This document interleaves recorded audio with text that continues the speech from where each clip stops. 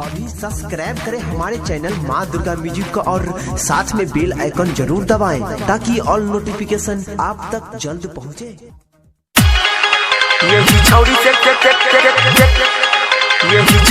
कराई दे प्यार नहीं तो हम हमारा बहुगे मम्मी। अभी आप सुन रहे हैं तेनवाली से माँ दुर्गा म्यूजिक की प्रस्तुति। डीजे सुमित सतीश,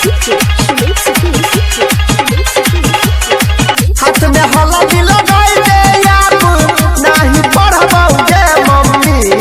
हाथ में हल्दी लगाई दे आप नहीं पढ़बौगे मम्मी। यही छौरी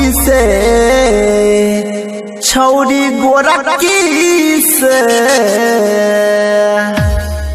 यही छौरी से कराई दे बियाह नहीं तो हम हमारा बहुगे मम्मी। यही छौरी से कराई दे बियाह नहीं तो हम हमारा बहुगे मम्मी। हाथ में हल्दी लगाई दे आप नहीं पढ़बौगे मम्मी। हाथ में हल्दी लगाई दे आप नहीं पढ़बौगे मम्मी। यही छौरी गोरखी से यही छौरी से कराई दे बियाह नहीं तो हम हमारा बहुगे मम्मी। यही छौरी से कराई दे बियाह नहीं तो हम हमारा बहुगे मम्मी। यही छौरी से कराई दे बियाह नहीं तो हम हमारा बहुगे मम्मी।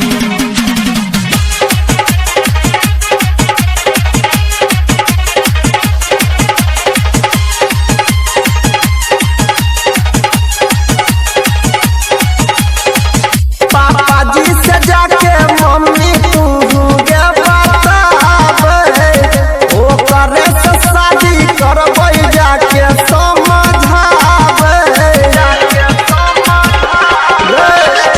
पापा जी के जाके मम्मी तू गे समझावे ओ करे से शादी करबै जाके तू बतावे। करबै माना के लोग हम भगबौगे मम्मी। करबै माना के लोग हम भगबौगे मम्मी। एही छौरी गोरखी से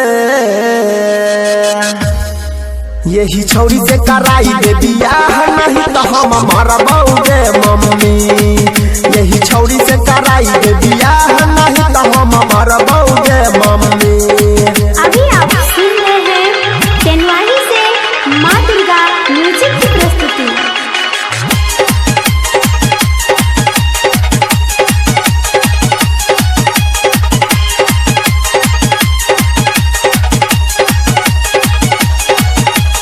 डीजे सुमित सतीश, लव करे छियै मम्मी बतिया तू मान ले। अनिल के बियाह करके पुतहु के घरे आन ले। मम्मी सुना लव करे छियै मम्मी बतिया तू मान ले। अनिल के बियाह करके पुतहु के घरे आन ले। प्रेम रंजन कमलेश देवेंद्र में डरतौगे मम्मी। प्रेम रंजन कमलेश देवेंद्र में डरतौगे मम्मी। एही